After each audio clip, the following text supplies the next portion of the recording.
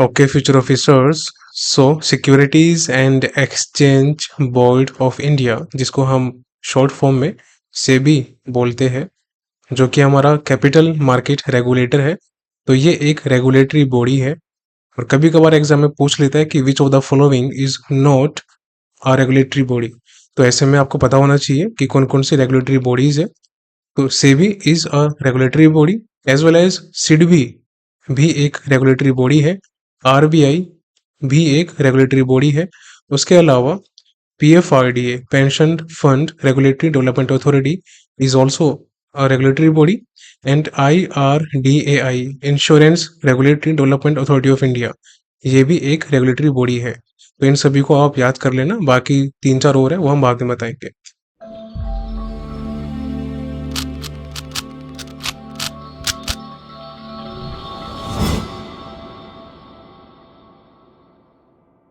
Hello future officers, I hope you perfect there and doing deadly study. So आज हम cover करेंगे SEBI का June first and second week का lecture and then हमारा international का lecture होगा। फिर हमारा एक या दो लेक्चर और होंगे। एक्चुअली काफ़ी सारी न्यूज़ जून में ऐसी थी जो कि इरिलेवेंट थी, बहुत ज़्यादा एग्जैजरेट थी, लेंदी थी। डेटा फिल्टर करने में, रिसर्च करने में बहुत टाइम लगा इस बार। बट हाँ, इंपॉर्टेंट न्यूज़ है और एग्जाम में आने के चांसेस है। और जून मंथ की इंटरनेशनल काफ़ी इंपॉर्टेंट है और मुझे लग रहा है कि आरआरबी पीओ एग्जाम में काफ़ी क्वेश्चंस यहाँ से आने वाले हैं। दो तीन क्वेश्चन तो मुझे लग रहा है, बाकी देखेंगे आगे। सो हाँ, एक चीज़ और इम्पोर्टेंट है, किसी भी लेक्चर के आपको नोट्स नहीं बनाने, ये सबसे इम्पोर्टेंट बात है। हर एक लेक्चर की नोट्स पीडीएफ आपको टेलीग्राम चैनल एंड ग्रुप पे मिल जाएगी। वहां से उसको डाउनलोड करना और प्रिंट आउट निकलवाना और उसको याद करना शुरू करना। या फिर आप एक काम और कर सकते हो, आप वीकली या फिर मंथली कंपाइलेशन जो आता है उसका भी प्रिंट आउट निकलवा सकते हो, वो आपके लिए ज़्यादा बेटर रहेगा अगर आपके पास प्रिंटर नहीं है खुद का तो। और साथ में हर एक लेक्चर की जो पीपीटी होती है, जो कि मैं आपको लेक्चर में करवा रहा हूँ, ये पूरी पीपीटी है, इसका भी आप रिवीजन कर सकते हैं लेक्चर के साथ या फिर लेक्चर के बाद। ठीक है। और एक चीज़ और, जो पीपीटी है, यानी कि जिसका मैं लेक्चर ले रहा हूँ पीपीटी का, उसका प्रिंट आउट आपको नहीं निकलवाना। काफी बच्चे पूछते हैं ये। तो इसका प्रिंट आउट आपको नहीं निकलवाना, किसका? पीपीटी का। आपको प्रिंट आउट निकलवाना है किसका? नोट्स पीडीएफ का। Notes PDF. और ये कहाँ मिलेगी? ये आपको मिलेगी यहाँ पर। टेलीग्राम ग्रुप है @राइट अप्रोच_बैंकिंग, इसको ज्वाइन कर लेना। और चैनल है @राइट अप्रोच_यूट्यूब, दोनों को ज्वाइन कर लेना। यहाँ पर आपको सारी अपडेट्स, सारी नोट्स पीडीएफ सब मिल जाएगी। तो शुरू करते हैं आज का अपना लेक्चर सेबी के बारे में, जो कि कैपिटल मार्केट रेगुलेटरी बॉडी है। देखते हैं क्या इंपॉर्टेंट न्यूज़ है आज की और क्या क्या इनिशिएटिव्स लिए गए हैं और आपके एग्जाम के बिहाफ पे क्या क्या इंपॉर्टेंट है। तो यहाँ पर फर्स्ट न्यूज़ शुरू होती है। सेबी ने मैंडेटरी कर दिया है। क्या मैंडेटरी किया है? के आर एस क्या होती है? के वाई सी रजिस्ट्रेशन एजेंसीज। ये वो एजेंसीज होती है जो केवाईसी को रजिस्टर करती है। केवाईसी क्या होता है? अगर आप बैंक की तैयारी कर रहे हो या कभी बैंक में गए होंगे तो आपने देखा होगा, नो योर कस्टमर। इवन आजकल तो अगर पेटीएम वगैरह की बात करें तो वहां भी केवाईसी होता था, जो कि डिजिटली होता था। ऑफलाइन भी होता है, डिजिटली भी होता है, डिपेंड करता है। सो सेबी ने मैंडेटरी किया कि जो के आर एज है, केवाईसी रजिस्ट्रेशन एजेंसीज है, वो अपने केवाईसी इंफॉर्मेशन को, यानी कि जो इन्वेस्टर्स आते हैं ना सेबी में, जो ऑथोराइज्ड होते हैं, वो सभी इन्वेस्टर्स का केवाईसी अपडेट किया जाए। कहाँ पर? सी के, ये है सेंट्रल केवाईसी रिकॉर्ड्स रजिस्ट्री। तो सेंट्रल केवाईसी रिकॉर्ड्स रजिस्ट्री, ये याद रखना। इसकी शॉर्ट फॉर्म आगे देखेंगे और क्या न्यूज़ में है वो देखते हैं। Okay future officers, so securities and exchange board of India, जिसको हम शॉर्ट फॉर्म में सेबी बोलते हैं, जो कि हमारा कैपिटल मार्केट रेगुलेटर है। तो ये एक रेगुलेटरी बॉडी है और कभी कभार एग्जाम में पूछ लेता है कि which of the following is not a regulatory body. तो ऐसे में आपको पता होना चाहिए कि कौन कौन सी रेगुलेटरी बॉडीज है। तो SEBI is a regulatory body as well as SIDBI भी एक रेगुलेटरी बॉडी है। आरबीआई भी एक रेगुलेटरी बॉडी है। उसके अलावा PFRDA pension fund regulatory development authority is also a regulatory body and IRDAI, insurance regulatory development authority of India, ये भी एक रेगुलेटरी बॉडी है। तो इन सभी को आप याद कर लेना, बाकी 3-4 और है वो हम बाद में बताएंगे। सो सेबी ने ये मैंडेटरी कर दिया है कि जो भी केवाईसी होंगे वो केवाईसी यानी कि नो योर कस्टमर, जो कि कस्टमर को जानने के लिए होता है, बैंक्स भी काफ़ी यूज़ करते हैं। सो जो रजिस्ट्रेशन एजेंसीज होगी जिसको हम KRAs बोलते हैं, केवाईसी रजिस्ट्रेशन एजेंसीज, और सेक्शन है under section 11(1) of SEBI act 1992, इसको याद कर लेना। And to update their customers KYC information on CKYCRR यानी कि सेंट्रल केवाईसी रिकॉर्ड्स रजिस्ट्री, यानी कि सेबी ने ये बोला है कि जो केवाईसी रजिस्ट्रेशन एजेंसीज है, KRAs, केवाईसी रजिस्ट्रेशन एजेंसीज, वो सेबी के सेक्शन 11(1) में अंडर 1992 एक्ट जो है उसमें कंपलसरी कर दिया गया है कि वो अपने कस्टमर्स की जो केवाईसी इंफॉर्मेशन है उसका अपडेट करेंगे। और ये कहाँ करेंगे update? Central KYC records registry पे अपडेट करेंगे। यानी कि जो भी इन्वेस्टर्स वगैरह आते हैं ना, जो नए इन्वेस्टर्स जुड़ते हैं या फिर जो एग्जिस्टिंग होंगे, उन सभी की केवाईसी अपडेट करने का काम KRAs को दिया है, केवाईसी रजिस्ट्रेशन एजेंसीज, इसको याद रखना। And to simplify the customer onboarding process by reducing turn around time, यानी कि होता क्या था कि जो भी कस्टमर है अगर वो अलग अलग प्लेटफॉर्म पे जाते थे तो उनका अलग अलग केवाईसी होता था, तो वो सब ना हो, एक जगह पे इंफॉर्मेशन सब अवेलेबल हो और वहां से एक्सेस किया जा सके जब भी जरूरत पड़े, इसलिए ये स्टेप लिया गया है। The uploading of KYC data will begin from 1 अगस्त 2024, ये डेट इंपॉर्टेंट है, इसको याद रखो, एग्जाम में आ सकती है। और ये जो डेडलाइन दी गई है कि KYC डेटा को अपडेट करना है, अपलोड करना है, ये दिया गया है सेबी की KYC रजिस्ट्रेशन एजेंसी रेगुलेशन 2011, ये याद रखना, ठीक है। तो यहाँ पर दो एक्ट हो गए, एक तो सेक्शन 11(1) सेबी एक्ट 1992 जो कि KRAs के लिए है, और दूसरा जो ये डेडलाइन है अपलोड करने के लिए KYC डेटा, ये SEBI KYC registration agency regulation 2011। Okay, so अब चलते हैं सेकंड स्लाइड पे इसकी। सो KYC रजिस्ट्रेशन एजेंसीज, इसका शॉर्ट फॉर्म क्या था? KRAs, ध्यान रखो इसको। Should upload the verified KYC information within 7 days, ये टाइम इंपॉर्टेंट है, एग्जाम में पूछ सकता है कितने दिन में CKYCRR यानी कि सेंट्रल KYC जो रजिस्ट्री है वहां पर अपडेट करना है, तो विद इन 7 days करना है, ये याद रखना। ओके, और जो बाकी एग्जिस्टिंग है, अब ये तो बात हो गई कि जो भी रजिस्ट्रेशन होगा नए इन्वेस्टर्स का, जो न्यू लोग आएंगे उनके बारे में बात हो रही है, ये वाली 7 days का जो टाइम है। लेकिन यहाँ पर दूसरी जो इन्फॉर्मेशन है ये एग्जिस्टिंग वाला की है, यानी कि जो ऑलरेडी इन्वेस्टर्स है और जिनका KYC हो चुका है बट अब दोबारा अपडेट करना है, उनको अपलोड करना है, तो वो उनको करना है 6 महीने के अंदर अंदर। और कब से अप्लाई होता है ये? 1 अगस्त 2024 से। डेट बहुत इंपॉर्टेंट है, इसको याद रखो, भूलना बिल्कुल भी मत। यहाँ पे देखो डेट थी 1 अगस्त 2024। तो सेंट्रल KYC रिकॉर्ड्स रजिस्ट्री पे इनको अपडेट करना है विद इन 6 month। एग्जाम में पूछ सकता है कितने मंथ के अंदर, ये याद रखना आपको। At present stock brokers and alternative investment funds are responsible for uploading the KYC information to CKYCRR। खैर ये इतना इंपॉर्टेंट नहीं है, जो इंपॉर्टेंट था वो आपको मैंने बता दिया। अब आते हैं आगे।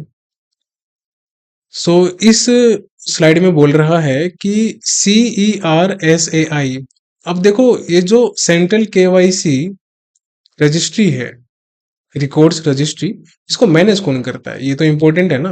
क्या सेबी मैनेज करेगा? नहीं करेगा। कौन करेगा? CERSAI, सरसाई भी बोल सकते हो आप या फिर करसाई बोल सकते हो, शॉर्ट फॉर्म में कुछ भी बोल लो, याद करने से मतलब है। फुल फॉर्म क्या है इसकी? CE से है सेंट्रल, R से रजिस्ट्री ऑफ सिक्योरिटाइजेशन, और A से है एसेट रिकंस्ट्रक्शन एंड सिक्योरिटी, और I से है इंटरेस्ट ऑफ इंडिया। तो ये भी याद रख लेना, एग्जाम में फुल फॉर्म पूछ सकता है। Central registry of securitisation and Asset Reconstruction and Security Interest of India. SEBI has now shifted the KYC norms task to KRAs. अब ये जो हमारी KYC रजिस्ट्रेशन एजेंसीज है इनको काम दिया गया है कि भैया आप KYC के जो भी नॉर्म्स वगैरह है रेगुलेशन है वो आप ही फॉलो करो, आप ही करवाओ, आप ही अपडेट करो और आप ही हो जो उसका पूरा लेखा जोखा करोगे। इसमें बेनिफिट ये है कि जो इन्वेस्टर्स होंगे, जो क्लाइंट्स होंगे, अब वो उनको दोबारा दोबारा KYC डॉक्यूमेंट्स अपलोड करने की जरूरत नहीं पड़ेगी अलग अलग फाइनेंशियल इंस्टीट्यूशंस पे। ये इसका बेनिफिट है। सेबी चेयरमैन कौन है? सो माधावी पुरी बुच मैम जो है वो सेबी की चेयरमैन है। इनका नाम याद रखना, ऐसे याद रख सकते हो आप नाम इनका। हिंदी में देखे तो माँ ढाबा पूरी, माँ ढाबा था जहां पर आपने पूरी खाई, ऐसे याद कर लो तो आपको याद रहेगा माँ ढाबा पूरी बुच। हेडक्वार्टर कहाँ है? मुंबई में है। ओके। और ये सेबी जो है वो नॉन स्टैट्यूटरी बॉडी बनाई गई थी अप्रैल 1988 में, जब ये पहली बार स्टैब्लिश किया गया था। लेकिन 4 साल बाद 1992 में इसको स्टैट्यूटरी बॉडी बना दिया गया था जो कि कानून के अंतर्गत आती है। ठीक है, कॉन्स्टिट्यूशनल वीकेंड से, संवैधानिक। तो ये न्यूज हमारी थी इतनी। अब चलते आगे। तो यहाँ पर LIC को 3 साल और दिए गए हैं, 3 साल का टाइम और दिया गया है to achieve 10% public share holding. यानी कि जो LIC है वो 10% पब्लिक शेयर होल्डिंग अचीव कर सकती है अगले 3 सालों में, ये टाइम दिया गया है। अब आते हैं अगली न्यूज पे। तो सेबी ने अप्रूवल दी है LIC को, लाइफ इंश्योरेंस कॉर्पोरेशन को, फॉर 3 more years, 3 अगले सालों के लिए, to achieve 10% public share holding. ये इंपॉर्टेंट है और एग्जाम में पूछ भी सकता है। And with in a time period of 5 years from the date of listing. Actually होता क्या है कि जो भी कंपनीज होती है जब वो अपने शेयर्स लिस्ट करती है पब्लिक में, तो उनको 5 साल का टाइम दिया होता है कि 5 साल के टाइम में आपको लगभग 25% जो अपने शेयर्स है वो पब्लिक में आपको रिलीज करने हैं अगर आपको IPO निकालना है अपनी कंपनी का। So LIC was required to achieve 10%। LIC को कहा गया था कि आप 10% पब्लिक शेयर होल्डिंग अचीव करो 2 साल के अंदर अंदर of listing in the capital market. जैसे आपने कैपिटल मार्केट में अपनी कंपनी के स्टॉक्स शेयर्स वगैरह लगाए, वैसे ही आपको 2 साल में ये अचीव करना था 10%। क्योंकि LIC को लिस्ट किया गया था कैपिटल मार्केट में मई 2024 में, ये डेट याद रखना, मई 2024 में। इस हिसाब से मई 2024 में इनको 10% अचीव करना चाहिए था, बट वो नहीं किया गया। अब इनको 3 साल का टेन्यूर और दिया गया है, यानी कि मई 2027 तब तक ये इसको अप्लाई करेंगे। ठीक है, अब चलते आगे न्यूज पे। तो the revised timeline for LIC on और बिफोर इज 16 मई 2024। बस मंथ याद रखो, मई 2024, ये इंपॉर्टेंट है। अब आते हैं अगली स्लाइड पे। अब यहाँ पर एक नोट है, अब ये इंपॉर्टेंट है, एग्जाम में पूछ सकते हैं। कंपनीज विद 1 लाख करोड़ या फिर 1 ट्रिलियन रुपी, वी कैन से, रुपी है ठीक है, डॉलर नहीं है, याद रखना, रुपीज का साइन है। तो जो भी कंपनी जिनका जो मार्केट वैल्यू होगी वो 1 लाख करोड़ होगी या फिर 1 ट्रिलियन रुपीज होगी of market capitalisation post issue, यानी कि जब वो अपना जो उनके शेयर्स वगैरह होंगे वो जब मार्केट में रिलीज कर देंगे, और अगर उनकी वैल्यू 1 लाख करोड़ है या उससे ऊपर है, तो मैंडेटरी है कि उनको 25%, कितना, टू अचीव 25%, ये इंपॉर्टेंट है, मिनिमम पब्लिक शेयर होल्डिंग 5 साल में अचीव करनी है। लेकिन LIC के केस में ऐसा नहीं है। LIC को 10% अचीव करनी है 2027 तक, जो कि इसका 5 साल पूरा हो जाएगा। क्योंकि यहाँ पर एक कुछ टर्निंग पॉइंट था जो कि इसके बारे में है, हम आगे पढ़ेंगे। बेसिकली फाइनेंस मिनिस्ट्री ने एग्जाम्प्ट किया था, छूट की थी LIC को 2032 तक कि मैंडेटरी नहीं है कि वो 25% शेयर होल्डिंग पब्लिक को दे। ये कंडीशन थी, हम आगे पढ़ेंगे। ऑल लिस्टेड कंपनीज, जो भी कंपनीज लिस्ट होगी कैपिटल मार्केट में, वो मैंडेटरी है कि उनको मिनिमम 25%, ये भूलना बिल्कुल भी मत, 25% कम से कम उनको पब्लिक फ्लोट या फ्री फ्लोट हम कह सकते हैं, यानी कि जो शेयर्स होंगे वो पब्लिक में या फिर नॉन प्रोमोटर्स में दिए जाने चाहिए। उसको हम बोलते हैं पब्लिक फ्लोट, यानी कि पब्लिक में या फ्री फ्लोट, जिसपे कोई अथॉरिटी ना हो, दूसरा कोई प्रमोटर ना हो। तो 25% अचीव करना है, ये आपको याद रखना है। इन केस वो ऐसा नहीं करते 5 साल बाद, तो 10,000 रुपए का फाइन लगता है।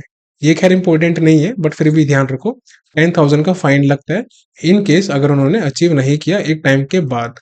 और ये जो फाइन लगता है वो हर दिन का लगता है, ईच डे, डेली का लगता है। अब आते हैं आगे। यहाँ पर जो एल के स्टेक है वो अभी at present government of India के पास 96.5% है। कितने परसेंट है? 96.5%, 96.5%। याद रखना। एल के चेयरमैन कौन है? सिद्धार्थ मोहंती जी इनके चेयरमैन है, इंपॉर्टेंट है। हेडक्वार्टर कहां पर है? मुंबई, 1956 में स्टैब्लिश हुआ था, ये भी याद रखना। अब यहाँ पर एक नोट था जिसकी मैं बात कर रहा था। तो फाइनेंस मिनिस्ट्री ने एल को छूट दी थी, एग्जम्प्ट किया था, किस चीज के लिए? To comply with 25% minimum public share holding के लिए, एमपीएस, कि वो 25% शेयर होल्डिंग 2032 तक आराम से अचीव कर सकती है, कोई मैंडेटरी नहीं है 5 साल का। यानी कि इसको 10 साल का टाइम दिया गया था, जहां पर दूसरी कंपनी को 5 साल में देते हैं, इसको 10 साल का टाइम दिया गया था। अब आते हैं अगली न्यूज पे। तो सेबी ने मैंडेटरी किया है जो सोशल एंटरप्राइजेस है। कौन है? Social enterprises on SSE. अब ये क्या है देखते हैं आगे। To submit annual impact report. अब सोशल एंटरप्राइजेस जो है उनको अपनी एनुअल इम्पैक्ट रिपोर्ट रिलीज करनी है। एनुअल इम्पैक्ट रिपोर्ट बेसिकली ये होती है कि सोसाइटी पे या सोशल एस्पेक्ट पे उसका क्या इम्पैक्ट पड़ा पॉजिटिव वे में। और मोस्टली ये सोशल वर्किंग के लिए होती है, सोशल वेलफेयर वीकेंड से, जिसमें आपको सोशल वेलफेयर भी करना है, लेकिन आप साथ साथ इसमें प्रॉफिट भी जनरेट कर रहे हो, लेकिन जो आपका मेन पर्पज है वो सोशल वेलफेयर करना होता है। आगे आते हैं।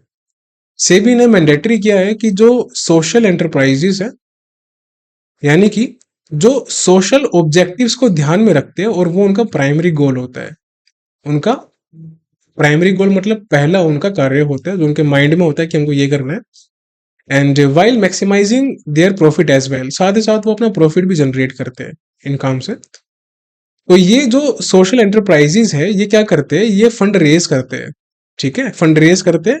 So who have raised funds through SSE, यानी कि social stock exchange, social stock exchange के जरिए ये फंड रेज करते हैं सोशल एंटरप्राइजेस। किसके लिए? सोशल ऑब्जेक्टिव्स को फुलफिल करने के लिए। तो इनसे एक एनुअल इम्पैक्ट रिपोर्ट मांगी जाती है कि पूरे साल में कितना कितना आपका इम्पैक्ट पड़ा, कितना फायदा हुआ, वो सब बताओ। एनुअल इम्पैक्ट रिपोर्ट को हम डोनर या फिर नॉन प्रॉफिट इम्पैक्ट रिपोर्ट भी कहते हैं। एग्जाम में कुछ भी आ जाए, एनुअल आ जाए, डोनर आ जाए, नॉन इम्पैक्ट आ जाए, बात एक ही है, कंफ्यूज मत होना। और ये फाइनेंशियल ईयर 2024 के लिए सेबी ने बोला था कि आप हमको एनुअल इम्पैक्ट रिपोर्ट दो, यानी कि 1 अप्रैल 2023 से लेकर 31 मार्च 2024 तक का पूरा लेखा जोखा हमको चाहिए। तो सेबी ने ये बोला है। और ये कब तक देनी है? डेट इंपॉर्टेंट है, याद रखो, एग्जाम में आ सकती है। अक्टूबर 2024 तक उनको प्रेजेंट करनी है सेबी को, ठीक है। अब आते आगे। Social enterprises to disclose the annual impact report with in 90 days, ये इंपॉर्टेंट है। वैसे जो सोशल एंटरप्राइजेस है जो कि सोशल ऑब्जेक्टिव्स को ध्यान में रख के काम करते हैं, वो प्रॉफिट भी जनरेट करते हैं, वैसे उनको 90 डेज में अपनी रिपोर्ट सबमिट करनी पड़ती है, annual impact report, donor impact report या फिर non profit impact report, whatever we can say. और ये एंड ऑफ फाइनेंशियल ईयर, जैसे ही 31 मार्च किसी भी साल का आएगा उसके बाद 3 महीने का टाइम दिया जाता है, यानी कि कितना? 90 डेज का। लेकिन इस केस में ऐसा नहीं हुआ था, तो सेबी ने ये रेगुलेशन की है। अब जो नहीं करेगा इसको फॉलो तो कुछ पेनल्टी भी लगाई जाएगी, वैसी बात है। पेनल्टी क्या है वो इंपॉर्टेंट नहीं है। अब इसी न्यूज में अगला पॉइंट है, सेबी ने 2 एडिशनल एजेंसीज अपॉइंट की है, अलग अलग। क्या क्या नाम है उनका? ICMAI, social auditors organisation. तो ICMAI याद रखो। और ये जो ICMAI सोशल ऑडिटर्स ऑर्गेनाइजेशन है, ये अंतर्गत आती है ICAI के, यानी कि institute of cost accounts of India. एक तो ये है एजेंसी हमारी, ठीक है। दूसरी है ICSI, institute of social auditors. ये किसके अंतर्गत आती है? ये आती है institute of company secretaries of India. तो एक होगी हमारी ICMAI, दूसरी होगी ICSI। ये क्या करेंगे, जो भी हमारे सोशल एंटरप्रेन्योर्स होंगे, जो कि हमने अभी न्यूज में पढ़ा था, उनकी जो सोशल इम्पैक्ट रिपोर्ट होगी, एनुअल इम्पैक्ट रिपोर्ट जो हम बात कर रहे थे, उसको इवेल्युएट करेगी, एनालाइज करेगी कि उसने कितना काम किया है, कितना इफेक्ट उसका हुआ है सोसाइटी पे एक पॉजिटिव वे में, etcetera. Social enterprises are required to be involve. अब सेबी ने बोला था कि जो भी सोशल एंटरप्राइजेज होंगे जो कि ये काम करेंगे, उनको सोशल एक्टिविटीज में इन्वॉल्व होना चाहिए, लेकिन उसके लिए 16 कैटेगरीज बनाई गई थी। कैटेगरीज कौन सी है वो इंपॉर्टेंट नहीं है, लेकिन कितनी कैटेगरी है वो इंपॉर्टेंट है। तो 16 कैटेगरीज बनाई गई थी, जिसके तहत सोशल एंटरप्राइजेस को रिक्वायर्ड था कि वो ऐसी सोशल एक्टिविटीज में किसी में भी पार्ट करेंगे, तब जाके उनको फायदा मिलेगा। अब आते हैं अगली न्यूज पे। तो सेबी ने एक अमेंडमेंट किया है एलओडीआर में। एलओडीआर किया है listing obligation and disclosure requirements. So listing obligation and disclosure requirements में कुछ अमेंडमेंट किए हैं। क्या अमेंडमेंट है देख लेते हैं आगे। तो सेबी ने नोटिफाई किया है to amend to make amendment in LODR, यानी कि listing obligation and disclosure requirements. इसको भी फुल फॉर्म ध्यान रखना, 5-6 बार पढ़ोगे याद हो जाएगी। और ये रेगुलेशन 2015 है, तो इसका पूरा नाम हो गया listing obligation and disclosure requirements regulation 2015। और ये जो अमेंडमेंट किया गया, ये क्यों किया गया है? For calculating the market capitalisation, एक कंपनी की कितनी वैल्यूएशन है मार्केट में, उसको कैलकुलेट करने के लिए अमेंडमेंट किया गया है। और जो भी कंपनी लिस्टेड होगी सेबी के पास, एनएससी बीएससी वगैरह में, उसके लिए है under LODR regulation with SEBI LODR amendment 2024। ठीक है। अब देखो अमेंडमेंट की बात होती है ना, तो ऑब्वियस सी बात है उसी सर्टेन ईयर में ही अमेंडमेंट होता है, तो ये इतना इंपॉर्टेंट नहीं है। लेकिन अमेंडमेंट किसका हुआ है वो इंपॉर्टेंट है, क्यों हुआ है वो इंपॉर्टेंट है। अब यहाँ पर जो ये स्टेप लिया गया है, इसके लिए एक कमेटी बिठाई गई थी। उसके चेयरमैन कौन थे? संतोष कुमार मोहन टी जी, इनके चेयरमैन थे, जिन्होंने ये रिकमेंडेशन दी है इस कमेटी के बारे में, इस अमेंडमेंट के बारे में। तो इसको आप यहाँ पर याद कर लो कि भिड़ू में संतोष यानी कि पीस से बैठा है, मेरा मोहन टी लेके आयला है, यानी कि संतोष मोहन टी जी के बारे में बात कर रहे हैं। तो बस आपको इसमें याद हो जाएगा, आपकी हेल्प हो जाएगी। तो कभी भी एग्जाम में भूल जाओ तो ये स्टिकर याद कर लेना। अब आते हैं अगली स्लाइड पे। अब ये जो इनिशिएटिव लिया गया है अमेंडमेंट का एलओडीआर में, ये इम्पैक्ट करेगा टॉप 100 कंपनीज को। ये एग्जाम में क्वेश्चन आ सकता है, कितनी कंपनीज को इम्पैक्ट करेगा।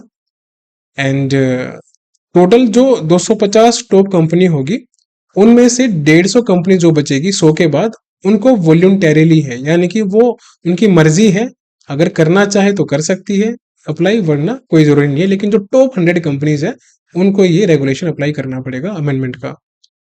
अमेंडमेंट के अनुसार जो भी सिंगल डे मार्केट कैपिटल होता है, देखो जब आपका पूरा एक फिस्कल ईयर फिनिश होता है ना, फिस्कल ईयर जो कि हमारा 1 अप्रैल से लेकर 31 मार्च तक रहता है, तो जब किसी भी फिस्कल ईयर का एंड होता है 31 मार्च को, तो उस डेट के बाद जो एक कंपनी का वैल्यूएशन होता है कि कितनी उसकी मार्केट कैपिटल वैल्यू है, सॉरी, तो मार्केट कैपिटल वैल्यू को यहाँ पर एनालाइज किया जाता है, इवेल्युएट किया जाता है।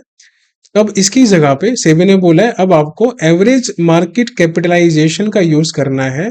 कौन से टाइम से लेकर कौन सा टाइम तक, देखो तो 1 जुलाई से लेकर 31 दिसंबर, यानी कि अब जब भी कभी आप कंपनी की मार्केट कैपिटलाइजेशन का वैल्यूएशन करेंगे, तब आपको 1 जुलाई से 31 दिसंबर लेके चलना है। 1 जुलाई से 31 दिसंबर, इसका पूरा डेटा निकालने के बाद फिर उस कंपनी की जो भी एवरेज मार्केट कैपिटलाइजेशन आएगी वो अब कंसिडर की जाएगी। और जो कट ऑफ डेट है, यानी कि जो लास्ट डेट होगी वो होगी 31 दिसंबर की।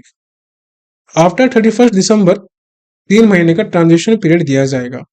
जब हमारी 31 दिसंबर की डेट कंप्लीट हो जाएगी, तो 31 मार्च तक अलग से टाइम दिया जाएगा, और ये टाइम अलग होगा, इस केस में नहीं होगा, ये कुछ प्रोविजंस वगैरह पूरे करने पड़ेंगे, उसके लिए होगा। तो बस इतना था इस न्यूज के अंदर।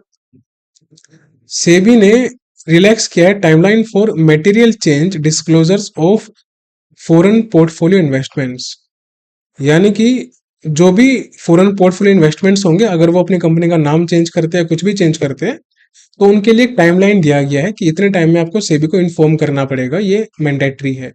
देखते न्यूज क्या है पूरी। तो सेबी प्रोवाइडेड रिलैक्सेशन, यानी कि एक टाइमलाइन को थोड़ा सा स्ट्रेच कर दिया है, इजी बना दिया गया है फॉरेन पोर्टफोलियो इन्वेस्टमेंट के लिए। फॉरेन पोर्टफोलियो इन्वेस्टर्स यानी कि दूसरी कंट्री का जो इंसान होगा, अगर वो मान लो इंडिया में इन्वेस्टमेंट करता है शॉर्ट टर्म के लिए, प्रॉफिट टर्म्स में, तो उसको हम कहते हैं फॉरेन पोर्टफोलियो इन्वेस्टर्स। यानी कि उन्होंने इस कंपनी में कुछ इक्विटी वगैरह नहीं खरीदी होगी, बस वो प्रॉफिट मार्जिन के लिए उन्होंने कुछ शेयर्स वगैरह खरीदे होंगे इसके। तो जो भी एफपीआईज होगी उनको एक रिलैक्सेशन दिया गया है, और जो भी एलिजिबल फॉरेन इन्वेस्टर्स होंगे, एक ही बात है, for the disclosure of material changes, ये याद रखो, मटेरियल चेंजेस, कंपनी का नाम, मर्जर, एक्विजिशन, एटसेट्रा एटसेट्रा। और ये मटेरियल चेंजेस दो कैटेगरीज में डिवाइड किए गए हैं, टाइप 1 एंड टाइप 2। टाइप 1 क्या है? चेंज इन नेम, अगर आप कंपनी के नाम में चेंज करते हैं, उसको एक्वायर करते हैं, पूरा मतलब उसको आप पूरा खरीद लेते हैं। मर्जर करते हैं, यानी कि कुछ उसका स्टॉक या इक्विटी खरीदते हैं आप, कुछ हिस्सा खरीदते हैं कुछ परसेंटेज, या डी मर्जर करते हैं, अगर कोई कंपनी थी आपके पास जिसका कुछ हिस्सा आपके पास था परसेंटेज में, उसको आपने बेच दिया तब भी। और अगर किसी कंपनी की आप कंप्लीट ओनरशिप लेना चाहते हैं तो भी, और बाकी जो भी चीजें होगी एक्सेट्रा, तो वो सब आपको 7 डेज में इन्फॉर्म करनी पड़ेगी, सेबी को इन्फॉर्म करनी पड़ेगी, याद रखना, इन्फॉर्म, बताना पड़ेगा सेबी को कि भैया ये स्टेप हमने लिए हैं। और जो इसके डॉक्यूमेंट होंगे एज अ प्रूफ, वो आपको 30 डेज में सबमिट करने पड़ेंगे। समझ आया इतना? टोटल 14 इंस्टेंसेस है जो कि कंसिडर किए गए हैं इस चेंजेस में, जिसमें से नाम भी था, एक्विजिशन भी था, मर्जर भी था, डीमर्जर भी था। तो बस ये याद रखना, लगभग 14 इंस्टेंसेस थे इसके अंदर। ठीक है, यानी कि वी कैन से कि 14 ऐसे पार्ट्स थे या एरियाज थे जिसपे ये फोकस किया गया है। एरियाज, पार्ट्स, इंस्टेंसेस, कुछ भी बोल सकते हो आप।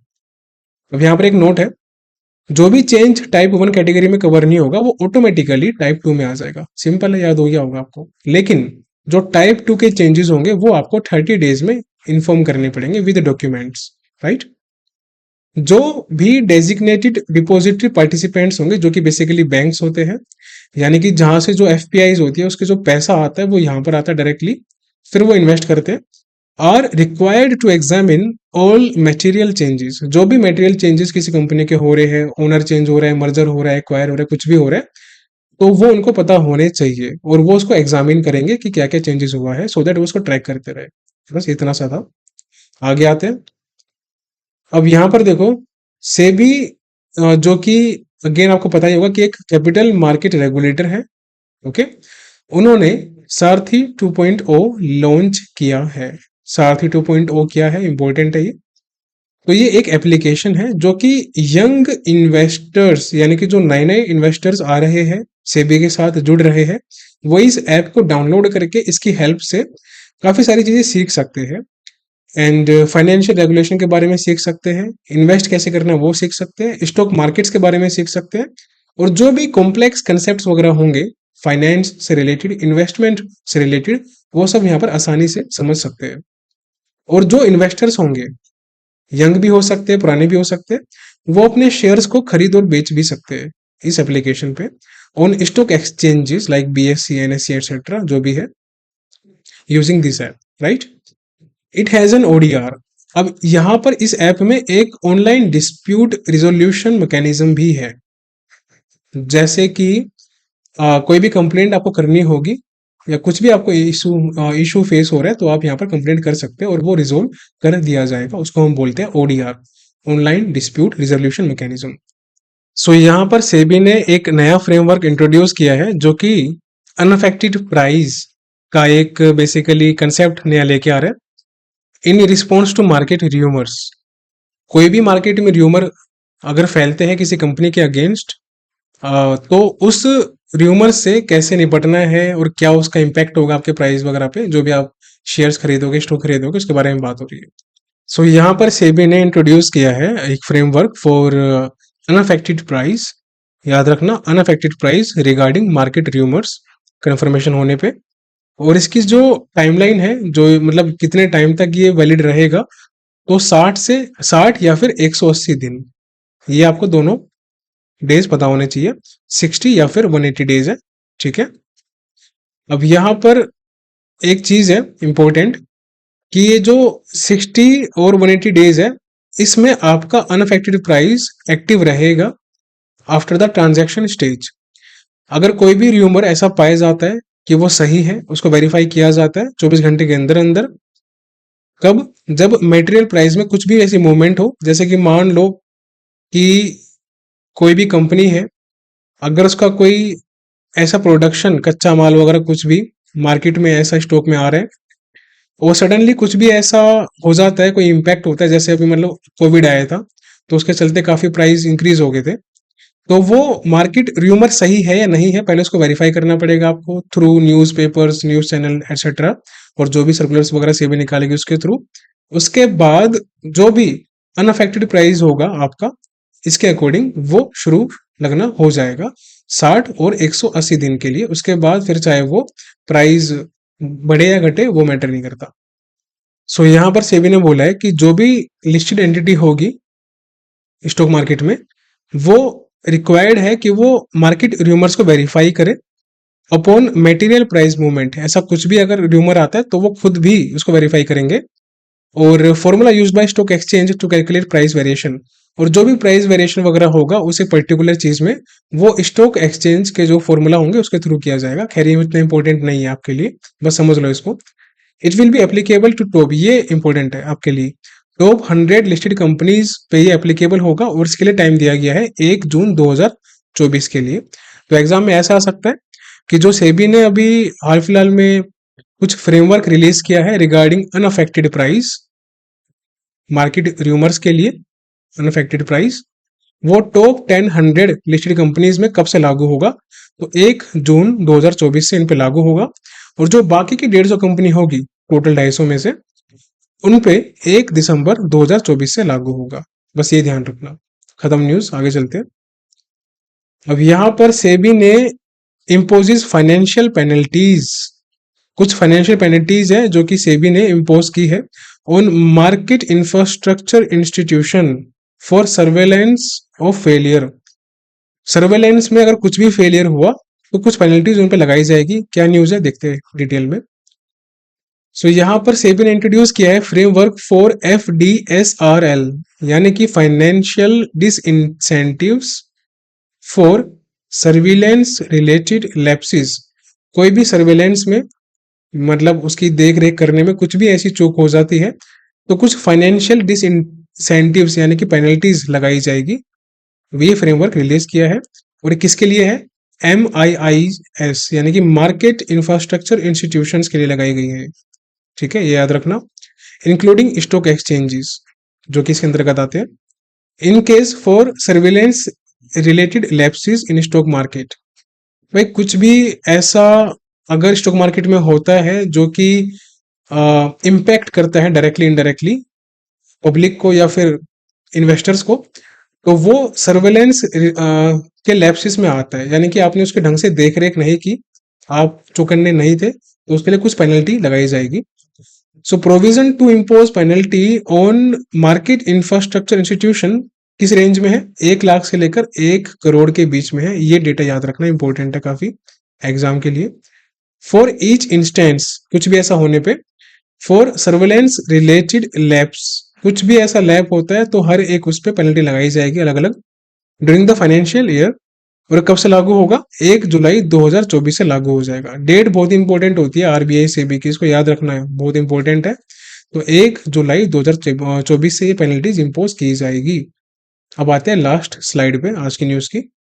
Followings are the annual turnover of market infrastructure. ठीक है, देखो ये कुछ एनुअल टर्नओवर है कंपनीज के, अगर इसके अंदर या इसके ऊपर आती है तो उनपे इतना इतना फाइन लगाया जाएगा अलग अलग इंस्टेंसेस में। टोटल 3 इंस्टेंस है, याद रखना, टोटल 3 इंस्टेंस है, फर्स्ट सेकंड थर्ड। अगर किसी कंपनी की जो वैल्यूएशन है यानी कि जो उसका एनुअल टर्नओवर है कमाई का, वो 1000 करोड़ से ऊपर का है, ग्रेटर देन है, तो 25 लाख, 50 लाख, 1 करोड़, यानी कि डबल डबल होता जाएगा। अगर उसकी वैल्यूएशन यानी कि जो उसका एनुअल टर्नओवर है वो 1000 करोड़ से अंदर का है, नीचे है, तो 5 लाख, 10 लाख, 20 लाख इसमें भी डबल होता जाएगा। तो 25 लाख, फिर यहाँ पर 5 लाख, यहाँ पर 1 लाख, तो सब में मल्टीप्लाई हो रहा है दो दो टाइम्स। ठीक है, ऐसे याद रख लेना। अगर किसी कंपनी का एनुअल टर्नओवर 300 करोड़ से अंदर का है तो उस पे 1 लाख, 2 लाख, 4 लाख, ये आपको तीनों पेनल्टी याद होनी चाहिए। In case of imposition of penalty, market infrastructure institutions require to deposit the penalty. अब ये जो पेनल्टी लगाई जाएगी इसका अमाउंट कहाँ जाएगा, ये भी तो इंपॉर्टेंट है ना। तो सेबी का, securities exchange board of India का, IPEF, investor protection and education fund है ये। जैसे आरबीआई का डेफ फंड है ना, depositor education awareness fund, depositor education awareness fund, ये हमारा आरबीआई का है, जिसको आपने सुना होगा, काफी न्यूज में रहा होगा। किस नाम से? डेफ नाम से, DEAF, depositor education and awareness fund. जैसे आरबीआई का है ऐसे सेबी का भी है, आईपीईएफ। इसका नाम क्या है? आईपीईएफ, यानी कि investor protection and education fund, इसको याद रख लेना। तो यहाँ पर पैसा जाएगा पेनल्टी का, इनको डिपॉजिट करवाना पड़ेगा विद इन 15 डेज। ये टाइम इंपॉर्टेंट है, याद रखो, बहुत इंपॉर्टेंट है, एग्जाम में आ सकता है। तो 15 दिनों के अंतर्गत इनको ये अमाउंट सेबी के आईपीएफ फंड में डालना पड़ेगा। तो ये हमारी सेबी की न्यूज सारी समाप्त होती हुई। अब हम करेंगे अगला लेक्चर इंटरनेशनल का, फिर उसके बाद एक दो लेक्चर और आएंगे, हमारा June first and second week पूरा कंप्लीट हो जाएगा। Then further we will start June third and fourth week, उसी के बाद। तो आई होप आपको लेक्चर पसंद आया होगा। पसंद आया हो तो लाइक कर देना, शेयर कर देना, कमेंट कर देना, सब्सक्राइब नहीं किया तो कर लेना। और हर एक नोट्स पीडीएफ का मल्टीपल टाइम्स रिवीजन करना, टॉपर्स में तभी मार्क्स आएंगे। इतना कुछ मिल रहा है, फायदा उठा लो इसका, बाद में नहीं मिलेगा, सिलेक्शन इसी से होगा। तो मिलते हैं जल्दी ही अगले सेशन में। अभी के लिए bye bye, take care and see you soon.